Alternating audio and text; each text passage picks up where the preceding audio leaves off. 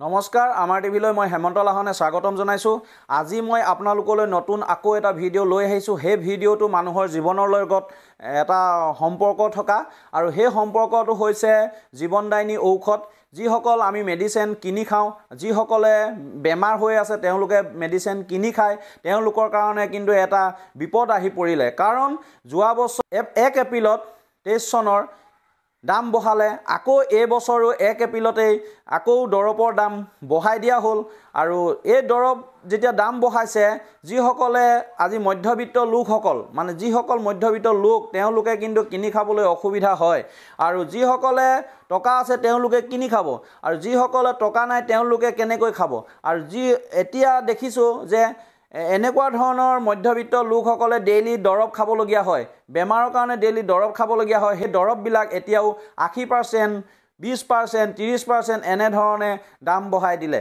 আৰু এই এপ্ৰিল মাহত যিটো দাম বঢ়াই দিলে, মানুহৰ কিন্তু যিসকলৰ বেমাৰ হৈ আছে তেওঁলোকে কিন্তু খাবৰ কাৰণে বহুত অসুবিধাত হৈ পৰিছে।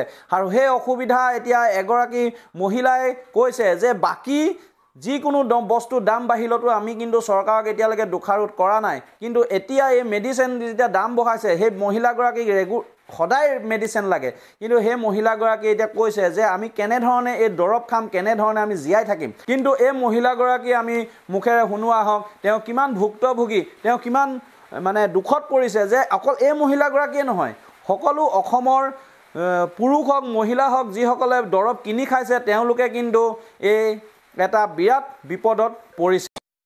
চৰকাৰে মেডিচিনৰ দাম বঢ়াই দিছে। এইটো 296 হৈ গৈছে। এইটো দাম আছিলে 230, তাৰপাছত 250 আনিছো ৰেভলেট আইটি। এইটো এৰা জীয়াই থাকিব নোৱাৰো, এনেকুৱা বেয়া অৱস্থা। মানুহে বেমাৰ হয়, আমাৰ নিচিনা যিখিনি মিডিল ক্লাছ ফেমিলি তেওঁলোকে ক'ৰ পৰা কিনিব? যদি মাহত আমি 5,000-6,000 টকাৰ চেলাৰী পাওঁ, সেইটো দি কিনে কি আমি দৰৱ কিনি খাব পাৰো? ইমানকে দৰৱৰ দাম বঢ়াইছে। এইটো কোনটো চৰকাৰে বঢ়াইছে? কোনে বঢ়াইছে? কিয় বঢ়াইছে? আমি ক'ৰ পৰা খাম? আমি যদি দৰৱে নাখাওঁ, আমি যদি জীয়াই নাথাকো, ভোট ক'ৰ পৰা দিম আপোনালোকক?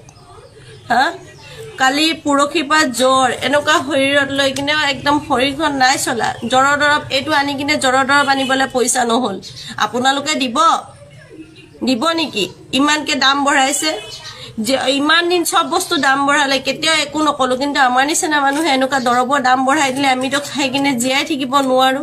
আৰু দৰৱ নহ'লে এইটো দৰৱ যদি ৰাতিপুৱা নাখাওঁ কোনোমতে জীয়াই থাকিব নোৱাৰে, এইটো দৰৱ লাগিবই লাগিব। কি কাৰণে ইমান দাম বঢ়াইছে? আকৌ আমাৰ পৰা ভোট লাগে, আমি ভোট দিম। হা, কোনটো কাক জিকাম? আমি কাৰ কাৰণে কৰিম? আমাৰ তো কোনো এক্সট্ৰা ইনকাম নাই, আমিতো এক্সট্ৰা ইনকাম নকৰোঁ। যি কাম কৰে, যি চেলাৰী পায় সেইটো দি আমাৰ সংসাৰখন চলে। ক'ৰ পৰা পাম আমি পইচা এক্সট্ৰাকে? যে ইমানকে এক্সট্ৰাকে পইচা আমাৰ পৰা লৈছে, কি কাৰণে লৈছে? আমাৰ কথাটো বুজক।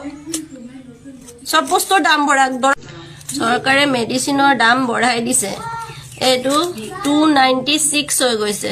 এইটো দাম আছিলে 230, তাৰপাছত 250 আনিছো ৰেভলেট আইটি। এইটো এৰা জীয়াই থাকিব নোৱাৰো, এনেকুৱা বেয়া অৱস্থা। মানুহে বেমাৰ হয়, আমাৰ নিচিনা যিখিনি মিডিল ক্লাছ ফেমিলি তেওঁলোকে ক'ৰ পৰা কিনিব? যদি মাহত আমি 5,000-6,000 টকাৰ চেলাৰী পাওঁ, সেইটো দি কিনে কি আমি দৰৱ কিনি খাব পাৰো? ইমানকে দৰৱৰ দাম বঢ়াইছে।